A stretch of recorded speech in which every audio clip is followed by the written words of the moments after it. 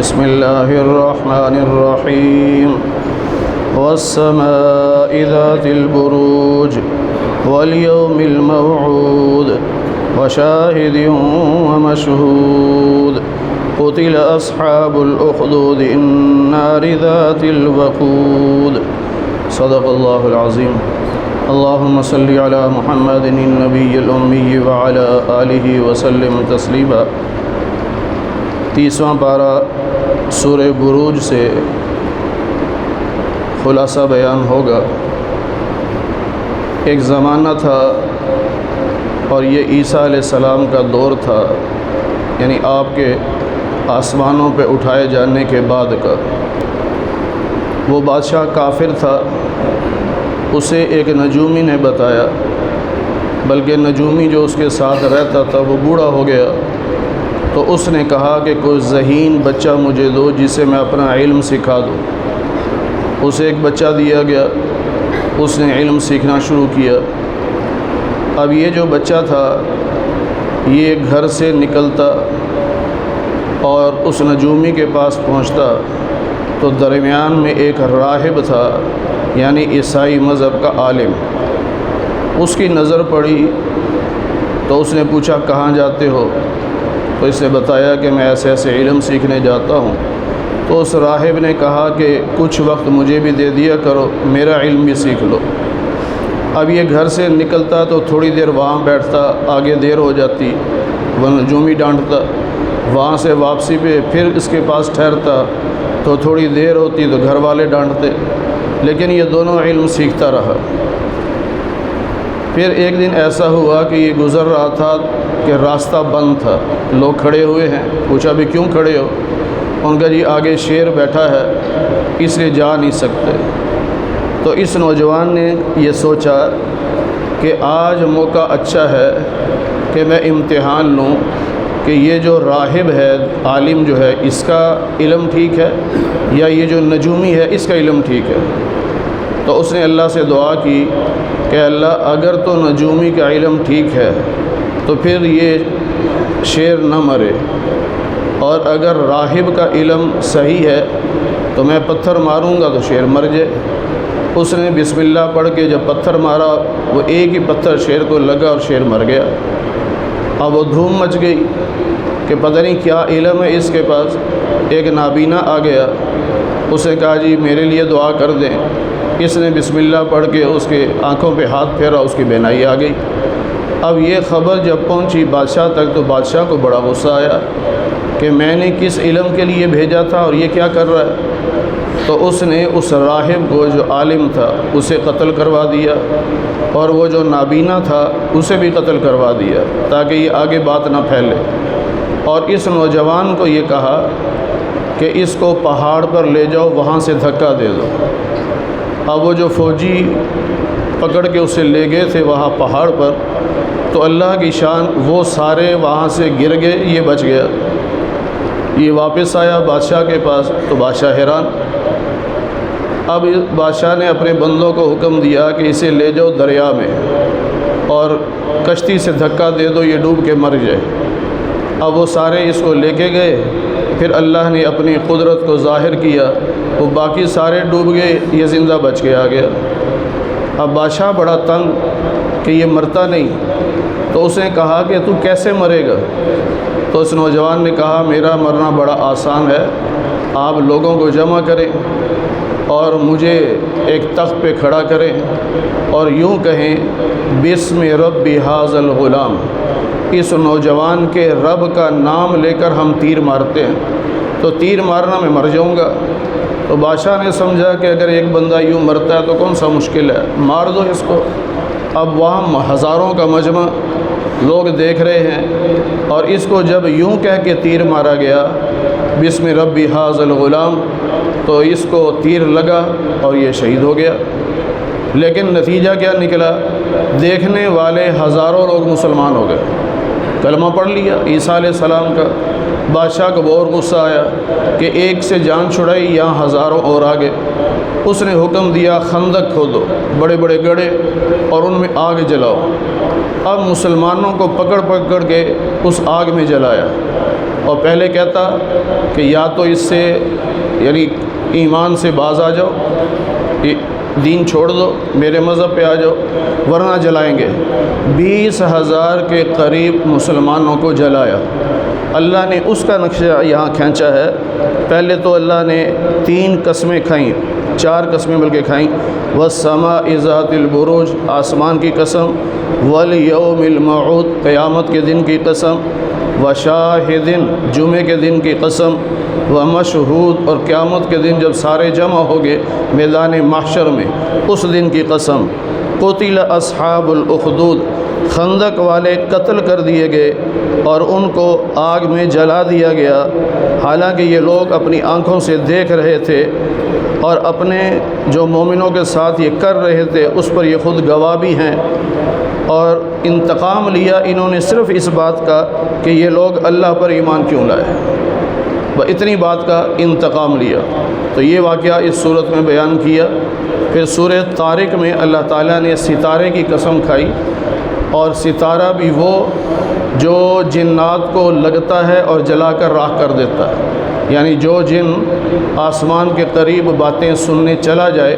وہ واپس جب آتا ہے تو اسے ستارہ لگتا ہے اور وہ اسے جلا کر راکھ کر دیتا ہے، ختم کر دیتا ہے۔ اس کی اللہ نے قسم کھا کے فرمایا ان کل نفس لما علیہا حافظ، کوئی انسان ایسا نہیں جس پر ہم نے فرشتے مقرر نہ کیے ہوں اس کی حفاظت کے لیے۔ حفاظت سے مراد یہ ہے ایک تو اس کے اعمال کو محفوظ کر رہے ہیں کہ لکھ رہے ہیں کرامن کاتبین، وہ فرشتے بھی مقرر ہیں، اور ہر انسان کے ساتھ اللہ نے 2 فرشتے اور لگائے ہیں جو جنات سے اس کی حفاظت کرتے ہیں۔ حدیث پاک میں ہے کہ اگر اللہ تعالیٰ انسانوں کی حفاظت کے لیے فرشتوں کو مقرر نہ کرتا تو جنات انسان کو زمین پر زندہ نہ رہنے دیتے، کیونکہ وہ ہم سے پہلے سے رہ رہے ہیں، تو انہیں اس بات پہ غصہ ہے کہ یہ انسان آ کر ہماری جگہ پر قبضہ کر گیا۔ پھر اللہ نے انسان کی تخلیق کا ذکر فرمایا کہ انسان کو کیسے پیدا کیا، اور اللہ نے فرمایا کہ یہ کافر نبی کے خلاف اور دین کے خلاف سازشیں کرتے ہیں، تدبیریں کرتے ہیں۔ اللہ کہتے ہیں میں بھی تدبیر کرتا ہوں، کافروں کو مہلت دے دو اور پھر دیکھو کہ میری تدبیر کیا کرتی ہے۔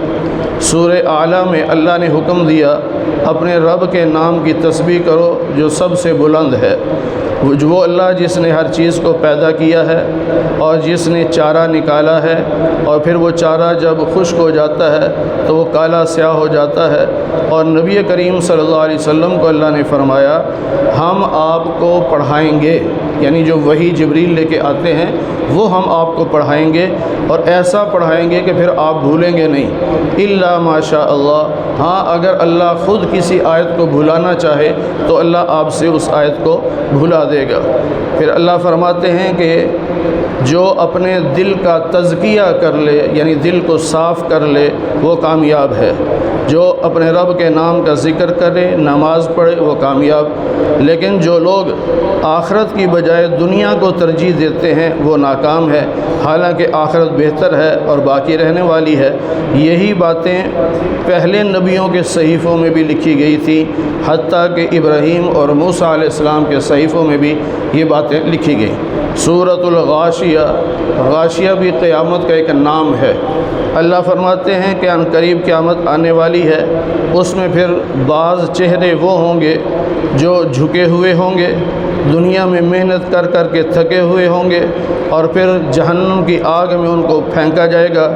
اور تیز گرم پانی ان کو پلایا جائے گا، کھانے کے لیے کانٹے دار جھاڑیاں دی جائیں گی جس سے نہ موٹاپا آئے گا اور نہ ہی ان کی بھوک مٹے گی۔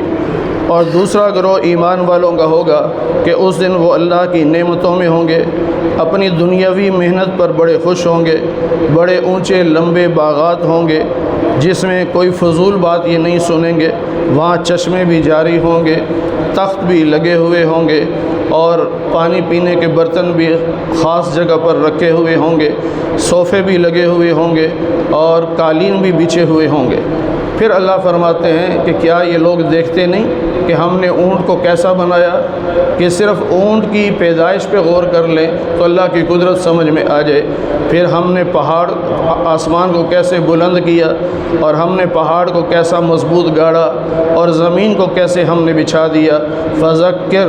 اللہ نبی سے فرماتے ہیں کہ آپ نصیحت کریں، کیونکہ آپ کا کام نصیحت کرنا ہے، منوانا آپ کا کام نہیں۔ اس کے بعد اگر کوئی آپ سے منہ پھیرتا ہے، کفر کرتا ہے، تو پھر اللہ اسے بڑا عذاب دے گا، کیونکہ ان لوگوں نے لوٹ کر ہمارے پاس آنا ہے اور حساب کتاب ہماری ذمہ داری ہے، آپ کی نہیں۔ سورۃ الفجر میں اللہ نے کئی قسمیں کھائیں، فجر کے وقت کی قسم، 10 راتوں کی قسم، یہ جو بقرہ عید کی پہلی 10 راتیں ہیں، والشفع والوتر، حج کے دن کی قسم، اور یوم عرفہ کی قسم، یعنی قربانی کا دن جو 10 ذو الحج کو، اس کی بھی قسم، اور جس دن حاجی لوگ میدان عرفات میں جمع ہوتے ہیں اس دن کی بھی قسم۔ اور اللہ قسم کھا کے کہتے ہیں، عقل والوں کے لیے اس میں بہت سارے اشارے ہیں۔ فرمایا قوم عاد کو دیکھ لو، قوم سمود کو دیکھ لو، پھر فرعون کو دیکھ لو کہ تیرے رب کے عذاب کا جب کوڑا پڑا نا پھر یہ ہلاک ہوئے۔ اور فرعون وہ تھا جو زمین میں فساد کرتا تھا، اور ذل اوتاد، میخوں والا۔ اس کے علماء نے 2 مطلب بیان کیے، ایک تو یہ کہ بڑی مضبوط کرسی والا، اور ایک اس کا مطلب یہ ہے کہ فرعون اپنے دشمن کو جب سزا دیتا تھا تو زمین پر لٹا کر اس کے ہاتھوں اور پاؤں میں میخیں ٹھوکتا تھا، کیل ٹھوکا کرتا تھا۔ پھر اللہ فرماتے ہیں کہ انسان جب اس کا رب اسے کسی کام میں مبتلا کر دے اور پھر اس کے بعد اس کو عزت دے، اس کو نعمتیں دے، تو بڑا خوش ہو کے کہتا ہے ربی اکرمن، میرے رب نے مجھے عزت دی۔ لیکن اگر اللہ تعالیٰ کبھی حالات خراب کر دے اور رزق میں تنگی آ جائے تو پھر بھی اللہ پر الزام لگا کے کہتا ہے ربی اہانن، میرے رب نے مجھے ذلیل کر دیا۔ اللہ تو ذلیل نہیں کرتا، اللہ کہتے ہیں اصل وجہ یہ ہے کہ تم یتیموں کی عزت نہیں کرتے، مسکینوں کو کھانا کھلانے پر ترغیب نہیں دیتے، اور تم لوگوں کی وراثت کو کھا جاتے ہو، مال سے محبت کرتے ہو، اس لیے تم پر یہ حالات آئے، اور تم کہتے ہو اللہ نے ذلیل کر دیا۔ پھر قیامت کا نقشہ کھینچا کہ سب وہاں جمع ہوں گے، انسان بھی اور فرشتے بھی، اور یہ سب صفے بنا کے کھڑے ہوں گے۔ اس وقت انسان سوچے گا کہ میں نے وقت ضائع کر دیا دنیا میں، تو اب وہ توبہ کرنے کی کوشش کرے گا، لیکن اب اس کو موقع نہیں دیا جائے گا، اور ایسا عذاب دیا جائے گا جیسا کسی نے عذاب نہیں دیا، اور ایسی گرفت ہوگی جیسی کوئی گرفت نہیں کر سکتا۔ اور جو نیک لوگ ہوں گے اللہ ان سے فرمائیں گے، یعنی موت کے وقت فرشتے جب آتے ہیں وہ کہتے ہیں یا ایتھا النفس المطمئنہ، اے نفس مطمئنہ یعنی نیک روح، ارجعی الی ربک، لوٹ اپنے رب کی طرف، اس حال میں کہ تو رب سے راضی، رب تجھ سے راضی، اور پھر فادخلی فی عبادی، میرے بندوں میں داخل ہو کر جنت میں داخل ہو جا۔ سورۃ البلد، اس میں اللہ نے مکہ کی قسم کھا کے انسانوں کو سمجھایا کہ انسان کی زندگی ہم نے مشقت والی بنائی ہے دنیا میں، اور راحتیں تو جنت میں رکھی ہیں، لیکن انسان یہ سمجھتا ہے کہ مجھے کوئی دیکھنے والا نہیں ہے، حالانکہ اللہ کہتے ہیں کہ میں نے اس کو 2 آنکھیں بھی دی ہیں، زبان بھی دی ہے، ہونٹ بھی دیے ہیں، اور پھر جنت و جہنم کا راستہ بھی دکھایا۔ اب اس کی مرضی ہے کہ کس راستے پہ چلتا ہے۔ تو جو ایمان والا ہوگا اور صبر کرنے والا ہوگا اور لوگوں پر رحم کھانے والا ہوگا یہ جنتی ہوگا، اور جو کافر ہوگا یہ جہنمی ہوگا۔ پھر سورۃ الشمس میں اللہ نے کئی قسمیں کھا کے یہی بات سمجھائی کہ فَأَلْهَمَهَا فُجُورَهَا وَتَقْوَاهَا، ہم نے انسان کو جہنم والا راستہ بھی دکھا دیا ہے، جنت والا راستہ بھی دکھا دیا ہے۔ اب جو اپنے آپ کو صحیح کر لے گا وہ کامیاب ہو جائے گا، اور جو اپنے آپ کو صحیح نہیں کرے گا وہ ہلاک ہوگا۔ پھر قوم سمود پر جو عذاب آیا اس کا ذکر کیا۔ سورۃ اللیل میں اللہ نے رات اور دن کی قسم کھائی، مذکر اور مؤنث کی قسم کھائی، اور فرمایا کہ تم لوگ سارے ہی محنت کر رہے ہو، چاہے مسلمان ہو چاہے کافر ہو، محنت تو کر رہے ہیں سارے، لیکن جس کو جو شخص کہ جس کو اللہ نے مال دیا اور اس نے تقوی اختیار کیا اور اللہ کی باتوں کو سچا مانا تو ہم اس کے لیے جنت کا راستہ آسان کر دیں گے، اور جو بخل کرے گا اور بے پرواہ ہوگا اور اللہ کی اچھی باتوں کو جھٹلائے گا ہم اس کے لیے جہنم کا راستہ آسان کریں گے، اب وہ جہنم میں جائے گا۔ پھر اللہ فرماتے ہیں کہ آخرت بھی ہمارے اختیار میں ہے، دنیا بھی ہمارے اختیار میں ہے۔ اور سیدنا صدیق اکبر رضی اللہ تعالیٰ عنہ کی طرف اشارہ کر کے فرمایا کہ الذی یؤتی مالہ یتزکیٰ، وہ شخص جو اپنا مال لوگوں پہ خرچ کرتا ہے اور اس لیے نہیں کہ کسی کا احسان ہے تو اس کا بدلہ دے رہا ہے، بلکہ الا ابتغاء وجہ ربہ الاعلی، اپنے رب اعلیٰ کی رضا چاہتا ہے اور ان قریب یہ راضی ہو جائے گا، یعنی دنیا میں یہ رب کی رضا چاہتا ہے، اللہ آخرت میں اس کو اتنا دیں گے کہ یہ راضی ہو جائے گا۔ پھر سورہ ضحیٰ میں نبی پاک صلی اللہ علیہ وسلم پر کچھ دن وحی نہیں آئی تو اس پر ابو لہب کی بیوی ام جمیل جو تھی اس نے ایک دن تانا دیتے ہوئے نبی علیہ السلام کو کہا، کیوں بھائی محمد تیرے شیطان نے تجھے چھوڑ دیا؟ تو نبی علیہ السلام کو صدمہ پہنچا، اللہ نے یہ صورت نازل کی، والضحیٰ، روشنی کی قسم، واللیل اذا سجا، رات کے اندھیرے کی قسم، تیرے رب نے نہ تجھے چھوڑا ہے نہ وہ تجھ سے ناراض ہے، بلکہ وللآخرۃ خیر لک من الاولی، آپ کا آنے والا ہر لمحہ پہلے لمحے سے بہتر ہوگا، یعنی ہر آنے والا لمحہ آپ کی عزت میں اضافہ کرتا چلا جائے گا اور ان قریب آپ کو آپ کا رب اتنا دے گا کہ فتح رضا، آپ راضی ہو جائیں گے۔ پھر اللہ کہتے ہیں کیا آپ یتیم نہیں تھے؟ ہم نے آپ کو ٹھکانہ دیا، آپ دین حق کے طالب تھے، ہم نے آپ کو دین دے دیا، اور آپ غریب تھے، ہم نے آپ کو مالدار کر دیا، بس آپ بھی یہ کیا کریں کہ یتیم کو جھڑکنا نہیں ہے، اسے دھکے نہیں دینے، کوئی مانگنے کے لیے آ جائے تو اس کے ساتھ سخت لہجے میں بات نہیں کرنی، اور اللہ نے جو آپ کو نعمتیں دی ہیں ان نعمتوں کو بیان بھی کیا کرو، فحدث، یعنی کبھی کبھی اللہ کی نعمتیں بیان بھی کرنی چاہیے تاکہ اپنے آپ کو بھی احساس ہو کہ مجھ پہ میرے رب کا فضل ہے، اور دوسروں کو بھی ترغیب ہوگی کہ بھئی ہمیں بھی چاہیے کہ ہم اللہ کی نعمتوں پر اللہ کا شکر ادا کریں۔ سورہ انشراح، الم نشرح، اللہ فرماتے ہیں کیا ہم نے آپ کے سینے کو کھول نہیں دیا، یعنی آپ کے سینے کو وسیع کر دیا ہے کہ اس میں اللہ کا دین آتا ہے، اور ہم نے آپ کی کمر سے بوجھ کو اتار دیا ہے، اور ہم نے آپ کے ذکر کو بلند کر دیا ہے۔ پھر اس میں جو خاص طور پہ جو اللہ نے ہمیں خوشخبری سنائی وہ یہ ہے کہ ہر تنگی کے بعد ہم 2 سہولتیں دیں گے۔ اگر کوئی ایک مشکل آئی ہے تو اس کے بدلے میں اللہ 2 آسانیاں دے گا۔ پھر فرمایا کہ جب آپ لوگوں میں تبلیغ کرتے ہیں تو لوگوں کے دلوں کے جو اثرات ہیں وہ آپ کے دل پر بھی مرتب ہوتے ہیں، لہٰذا آپ بعد میں تنہائی میں بیٹھ کے رب کا ذکر بھی کیا کریں۔ تو جو لوگوں کے ساتھ زیادہ میل جول رکھتا ہے اس کے لیے سبق یہ ہے کہ وہ کچھ دیر تنہائی میں بیٹھ کر اللہ کا ذکر کرے تاکہ لوگوں کے دلوں کی کیفیت کے جو اثرات پڑے وہ ظاہر ہو جائے۔ پھر اللہ نے 4 قسم کی قسمیں کھائیں، والتین والزیتون، یعنی انجیر کی، زیتون کی، طور سینہ کی اور مکۃ المکرمہ کی۔ اللہ نے قسم کھا کے فرمایا کہ ہم نے انسان کو خوبصورت ڈھانچے میں پیدا کیا ہے، سب سے خوبصورت جو مخلوق ہے وہ انسان ہے، لیکن انسان پھر رب کو بھول گیا اور غلط راستے پہ چل پڑا، اب یہ ذلیل ہو گیا۔ لیکن اللہ کہتے ہیں جو ایمان والے ہیں ان کو اللہ ایسا اجر دے گا جس کی انتہا کوئی نہیں ہوگی۔ اور اللہ تعالیٰ سورہ علق میں فرماتے ہیں، جو پہلی وحی کا ذکر ہے کہ نبی علیہ السلام کو فرمایا گیا اقرا، آپ پڑھیے اپنے رب کا نام لے کر جس رب نے آپ کو پیدا کیا۔ اور پھر اس میں ایک واقعے کی طرف اشارہ ہے کہ نبی پاک صلی اللہ علیہ وسلم مسجد حرام میں نماز پڑھ رہے تھے تو مکہ کے کافروں نے ابو جہل کو کہا، جیسے ہوتا ہے نا کہ اس کو تڑایا کہ تو سردار ہے اور یہ ایک بندہ تیرے قابو نہیں آتا۔ تو ابو جہل آیا اور بڑے غصے میں آ کے نبی علیہ السلام سے کہا آج کے بعد اگر آپ نے یہاں نماز پڑھی تو میں پھر آپ کو اٹھا کے باہر پھینک دوں گا۔ اب اگلے دن اللہ کے نبی صلی اللہ علیہ وسلم پھر پہنچے نماز کی نیت باندھ لی۔ اب لوگوں نے ابو جہل سے پھر کہا دیکھ تیری بات نہیں مانتا۔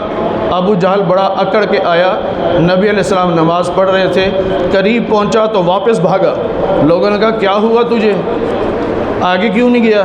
اس نے کہا میں نے ایسی مخلوق دیکھی ہے جو پہرا دے رہی تھی کہ اگر میں آگے جاتا تو مجھے نوچ کے کھا لیتی۔ اس پہ اللہ نے پھر فرمایا کہ لَإِن لَّمْ يَنْتَهِ، کہ نبی علیہ السلام نماز پڑھنے سے باز نہیں آئیں گے، وہ نماز پڑھیں گے، اور اگر ابو جہل اپنی حرکتوں سے باز نہ آیا لَنَصْفَعًا بِالنَّاصِيَةِ، ہم پیشانی کے بالوں سے پکڑ کے اس کو گھسیٹیں گے، اس لیے کہ اس کی پیشانی جھوٹی ہے اور خطا کار ہے۔ پھر ہم کہیں گے بلانا اب اپنی فوج کو جو تجھے آ کے بچائے۔ اس وقت لوگ یہی کہتے تھے نا میری جماعت بڑی ہے،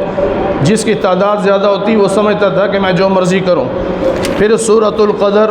کہ لیلۃ القدر وہ رات ہے کہ جو 1000 مہینے سے افضل ہے، یعنی ایک رات کی عبادت کا ثواب 1000 مہینے کی عبادت کے ثواب سے زیادہ ہے۔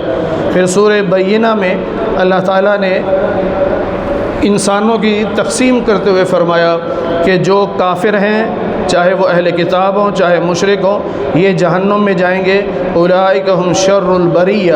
یہ گندی مخلوق ہے، بدترین مخلوق ہے،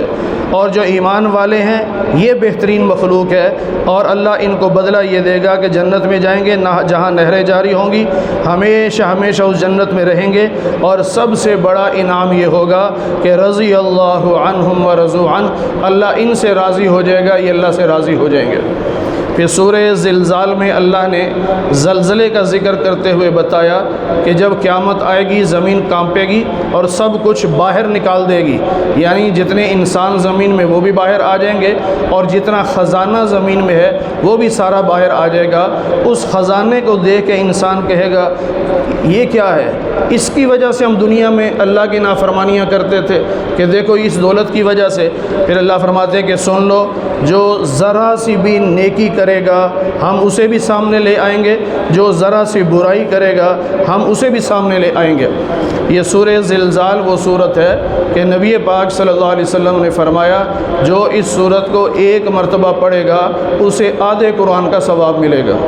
جو 2 مرتبہ پڑھ لے گا اسے پورے قرآن کا ثواب ملے گا۔ اس لیے آپ نے دیکھا ہوگا کہ میں اکثر نماز میں اس صورت کی تلاوت کرتا ہوں کہ نماز تو ہم پڑھ ہی رہے ہیں، چلو نماز میں ہمیں آدھے قرآن کا ثواب بھی مل جائے۔ سورہ عادیات میں اللہ نے گھوڑوں کی قسمیں کھا کے فرمایا کہ انسان بڑا ناشکرا ہے، یہ مال سے محبت کرتا ہے اور یہ نہیں سمجھتا کہ قبر سے جب نکالا جائے گا، فرمایا قبر سے بھی نکالا جائے گا اور اس کے سینے میں جو باتیں ہیں وہ سب باہر نکالی جائیں گی، اس کے سامنے لائی جائیں گی، کیونکہ اللہ کو تو سب کچھ پتہ ہے۔ پھر سورہ قاریعہ میں اللہ نے فرمایا کہ جو انسان ہیں یہ ایسے نظر آئیں گے جسے تنکے نظر آتے ہیں، اس طرح قیامت کے دن یہ چھوٹے چھوٹے نظر آئیں گے، اور بڑے بڑے پہاڑ جو ہیں یہ فضا میں اڑتے ہوئے نظر آئیں گے، جیسے روئی کے گالے، چھوٹے چھوٹے روئی کے گالے اڑ رہے ہوتے ہیں اس طرح اڑتے ہوئے نظر آئیں گے، اور ترازو لگے گا، نیکیاں اور برائیاں تولی جائیں گی، جس کی نیکیاں وزنی ہو گئیں وہ پھر اپنی مرضی کی زندگی گزارے گا، اور جس کی نیکیاں ہلکی رہ گئیں اسے ہم جہنم میں پھینکیں گے، اور تمہیں کیا پتہ کہ وہ ماہیہ کیا ہے، اصل میں وہ آگ ہے، یعنی آگ کا گڑھا ہے۔ پھر سورہ تکاثر اللہ فرماتے ہیں کہ انسان کی اس لالچ نے اس کو موت تک پہنچا دیا، لیکن لالچ ختم نہیں ہوئی کہ مال اور آ جائے اور آ جائے اور آ جائے۔ اللہ کہتے ہیں کہ قیامت کے دن ہم پوچھیں گے ہر نعمت کے بارے میں، جتنی دولت ہم زیادہ مانگتے ہیں جمع کرتے ہیں تو جواب بھی تو دینا ہے نا، تو ہر نعمت کا حساب بھی دینا ہوگا۔ یہ صورت بھی وہ ہے کہ نبی پاک صلی اللہ علیہ وسلم نے صحابہ سے فرمایا تم میں سے کوئی ایسا نہیں کہ جو عشاء کے بعد سونے سے پہلے 1000 آیات کی تلاوت کر کے سوئے۔ تو صحابہ نے کہا یا رسول اللہ 1000 آیات کی تلاوت تو بڑا مشکل کام ہے۔ آپ نے فرمایا جو الہاکم التکاثر پڑھ لے اسے 1000 آیات کی تلاوت کا ثواب ملے گا۔ پھر سورۃ العصر میں اللہ نے زمانے کی قسم کھا کے فرمایا کہ انسان نقصان میں ہے، نقصان سے صرف وہی باہر ہیں جو ایمان لائے، نیک عمل کرے، حق بات لوگوں تک پہنچائے اور اس پر جو تکلیفیں آئیں اس پہ وہ صبر کرے۔ سورۃ الہمزہ میں اللہ نے فرمایا وہ لوگ ہلاک ہیں جو کسی کو طعنہ دیتے ہیں اور غیبت کرتے ہیں اور مال گن گن کے رکھتے ہیں، یعنی مال جمع کرتے ہیں، گنتی کرتے ہیں، اتنا ہو گیا، اتنا ہو گیا، اتنا ہو گیا، اور وہ سمجھتے ہیں کہ مال ہمیشہ اس کے پاس رہے گا۔ اللہ کہتے ہیں ہرگز ایسا نہیں ہوگا، ان لوگوں کو ہم قیامت کے دن حطامہ میں ڈالیں گے۔ اور حطامہ کیا چیز ہے؟ یہ وہ آگ ہے جو انسان کے دل تک بھی جلائے گی، یعنی دل جلے گا اور اسے تکلیف ہوگی۔ دنیا کی آگ اگر لگ جائے تو دل جلتا نہیں ہے، اس کی گرمائش جب دل تک پہنچتی ہے تو بندہ ویسے ہی مر جاتا ہے، لیکن جہنم کی آگ اللہ کہتا ہے اتنی سخت ہے کہ وہاں گرمائش دل تک نہیں پہنچے گی بلکہ آگ اس دل کو جلائے گی۔ پھر سورہ فیل جس میں ہاتھی والوں کا مشہور واقعہ بیان ہوا، سورۃ القریش جس میں اللہ نے قریشی خاندان پر جو احسانات کیے اس کا ذکر کیا، سورۃ الماعون اس میں اللہ فرماتے ہیں کہ بعض لوگ وہ ہیں جو قیامت کا انکار کرتے ہیں، کہتے ہیں کوئی قیامت نہیں، اور یتیموں کو دھکا دیتے ہیں اور مسکینوں کو کھانا کھلانے پر ترغیب نہیں دیتے، ان کے لیے ہلاکت۔ پھر اللہ فرماتے ہیں ان نمازیوں کے لیے بھی ہلاکت ہے جو نماز دکھلاوے کے لیے پڑھتے ہیں، اور ان کے لیے بھی ہلاکت ہے جو عام استعمال کی چیزیں بھی لوگوں کو نہیں دیتے، معمولی چیزیں بھی جھوٹ بول دیتے، ہے ہی نہیں جی، ہمارے گھر تو ہے ہی نہیں جی۔ آج ایسا آدمی جس کے بارے میں پتہ ہو کہ یہ چیز مانگ کے لے جاتا ہے واپس نہیں کرتا، اس کو جواب دیا جا سکتا ہے، لیکن وہ لوگ جو چیز ادھاری لے جائیں پھر واپس کر دیتے ہیں تو ان کو انکار نہیں کرنا چاہیے، ان کو وہ چیزیں دینی چاہیے۔ انا آتیناک الکوثر، اللہ نے نبی علیہ السلام سے فرمایا کہ ہم نے آپ کو خیر کثیر عطا کی، بہت بھلائیاں دی ہیں آپ کو۔ اس میں پھر بہت ساری وضاحت ہے، بعض نے کہا قرآن کریم یہ بھی خیر کثیر ہے، یعنی کوثر سے مراد جو ہے قرآن کریم بھی ہے، بعض نے کہا حوض کوثر ہے، بعض نے کہا نہر کوثر ہے، بعض نے کہا صحابہ کی جماعت ہے، بعض نے کہا خلفائے راشدین ہے، بہت سارے معنی ہیں، لیکن اللہ کہتے ہیں کہ جب ہم نے آپ کو اتنی بھلائیاں دی ہیں تو آپ اپنے رب کے لیے نماز بھی پڑھیں اور قربانی بھی دیں۔ ابو جہل وغیرہ نے کہا تھا کہ گھبرانے کی ضرورت نہیں، اس کی تو نرینہ اولاد ہی نہیں ہے، جب یہ فوت ہو جائیں گے ان کا نام لینے والا کوئی نہیں رہے گا۔ اس پہ اللہ نے نبی علیہ السلام سے فرمایا آپ پریشان نہ ہو، ان شانئک ھو الابتر، ہم آپ کے دشمن کو ایسا کر دیں گے کہ اس کا نام لینے والا کوئی نہیں ہوگا۔ دیکھو کروڑوں نہیں اربوں مسلمان ہیں جو نبی پاک صلی اللہ علیہ وسلم کا نام لینا باعث برکت اور باعث سعادت سمجھتے ہیں، اور اپنی اولاد کا نام رکھنا، محمد نام رکھنا، یہ خوش نصیبی سمجھتے ہیں، اور نبی کے جو دشمن تھے آج ان کا کوئی نام لینے کو بھی تیار نہیں۔ مکہ کے کافر نبی کے چچا ابو طالب کے پاس آئے اور ان سے کہا کہ اپنے بیٹے سے اپنے بھتیجے سے ہماری صلح کرو، صلح اس طرح ہو کہ ایک سال وہ ہمارے بتوں کی پوجا کریں، ایک سال ہم اس کے خدا کی پوجا کریں۔ تو اس پر اللہ نے نبی علیہ السلام سے فرمایا کہ ان سے کہہ دیجئے یا ایھا الکافرون، اے کافرو۔ آج لوگ کہتے ہیں کافر کو بھی کافر نہ کہو، اللہ خود نبی سے کہلوا رہا ہے کہ کافروں کو کافر کہو، اے کافرو لا اعبد ما تعبدون، میں تمہارے بتوں کی پوجا نہیں کر سکتا اور تم میرے رب کی پوجا نہیں کرتے، تو میں تمہارے بتوں کی پوجا کرنے والا نہیں اور تم میرے رب کی عبادت کرنے والے نہیں، لہٰذا تمہارا دین تمہارے ساتھ، میرا دین میرے ساتھ، یعنی کوئی صلح نہیں۔ پھر اذا جاء نصر اللہ والفتح، اللہ نے فرمایا وقت آ گیا ہے کہ اللہ کی مدد شامل حال ہوگی، فتح حاصل ہوگی، لوگ گروپوں کی شکل میں آئیں گے اور دین میں داخل ہوں گے۔ آپ کا کام یہ ہے کہ اپنے رب کی حمد و ثنا کی تسبیح کریں اور استغفار کریں، اللہ توبہ کو قبول کرنے والا ہے۔ یہ صورت سنی تو صحابہ خوش ہو رہے تھے کہ دیکھو جی اللہ نے خوشخبری سنا دی، اور سیدنا صدیق اکبر رو رہے تھے، باقی خوش ہو رہے ہیں، صدیق اکبر رو رہے ہیں۔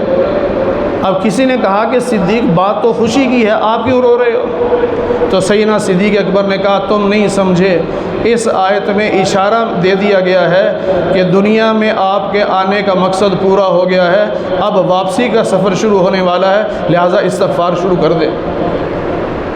جب نبی علیہ السلام سے پوچھا گیا تو آپ نے فرمایا ہاں بالکل ایسے ہی ہے کہ اب میرا وقت واپسی کا آ رہا ہے، تو اس میں استغفار۔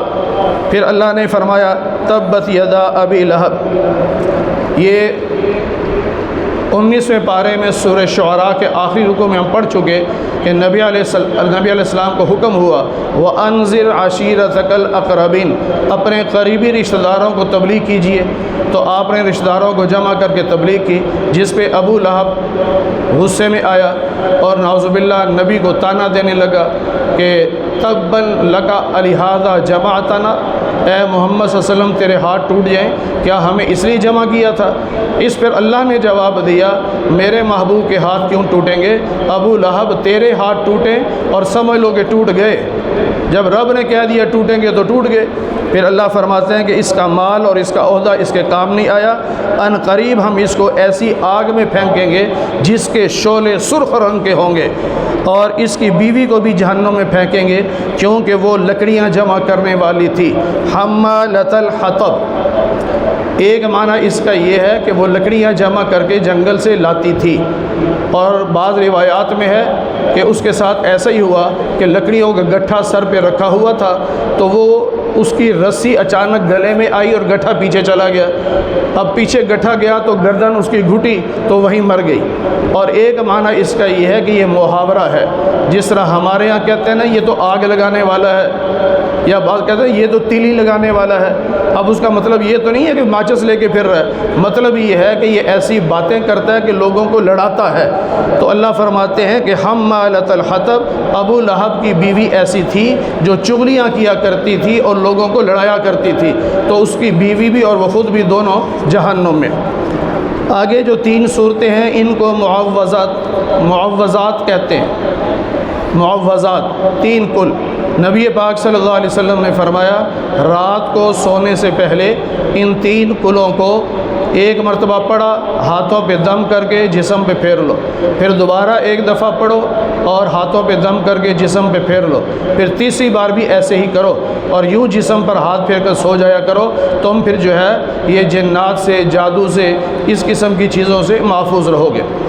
نبی پاک صلی اللہ علیہ وسلم خود بھی پڑھا کرتے تھے۔ اماں عائشہ فرماتی ہیں کہ جب آخری وقت تھا، یعنی جب بیمار تھے آپ، ان دنوں میں پڑھا کرتی تھی، لیکن آپ کے ہاتھ پہ دم کر کے آپ کے ہاتھ کو جسم پہ پھیرا کرتی تھی۔ پھر وجہ بتاتی ہیں کہ پڑھ تو میں لیتی تھی لیکن جو برکت نبی کے ہاتھ میں تھی وہ میرے ہاتھ میں تو نہیں تھی، اس لیے میں نبی کا ہاتھ پکڑ کر پھر سارے جسم پہ پھیرا کرتی تھی۔ مشرکین مکہ نے ایک دفعہ کہا تھا کہ آپ ہمیں بتائیں کہ آپ کے رب کا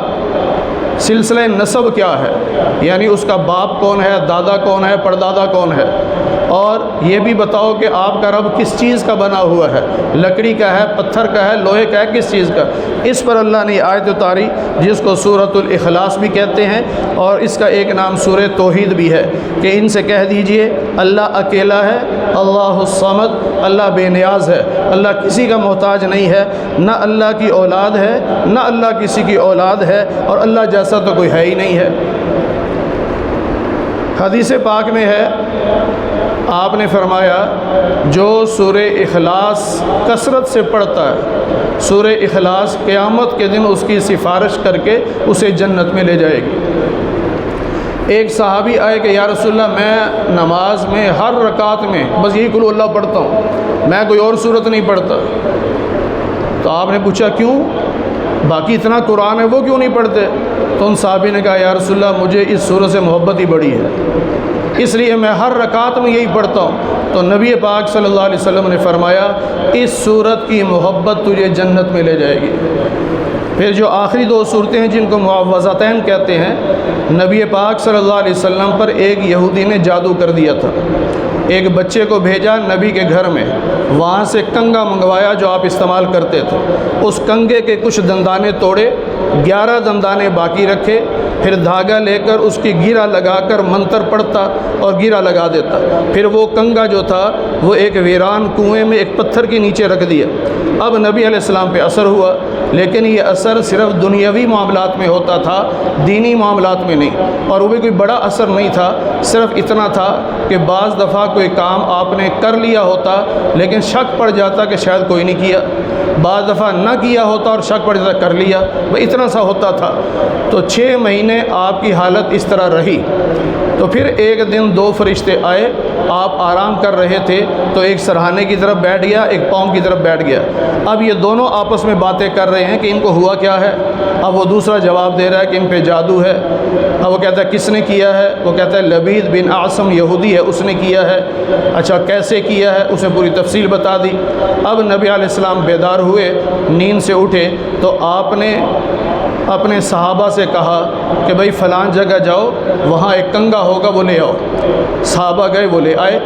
اب آپ کو اللہ نے یہ دو صورتیں عطا فرمائیں، سورۃ الفلق اس میں 5 آیتیں ہیں اور سورۃ الناس اس میں 6 آیتیں ہیں، تو کل 11 آیتیں ہیں۔ تو اللہ نے اپنے محبوب سے فرمایا کہ ایک آیت پڑھو، ایک گرہ کھول دو، کیونکہ 11 گرہیں تھیں، 11 دندانے تھے، تو ہر دندانے اور ہر گرہ کے بدلے میں رب نے ایک آیت دے دی کہ ایک آیت پڑھو گرہ کھول دو، دوسری پڑھو پھر گرہ کھول دو۔ 11 آیتیں مکمل ہوں گی، 11 گرہیں کھلیں گی اور جادو ختم ہو جائے گا۔ اس لیے ان صورتوں کا اہتمام کرنا چاہیے، ہر نماز کے بعد بھی پڑھنے کی کوشش کریں، رات کو سوتے وقت بھی پڑھ کر اپنے اوپر دم کرنے کی کوشش کریں تاکہ اللہ تعالیٰ جنات سے، جادو سے، بد نظری سے محفوظ فرمائے۔ اللہ تعالیٰ ہمیں قرآن کریم کی صحیح سمجھ نصیب فرمائے۔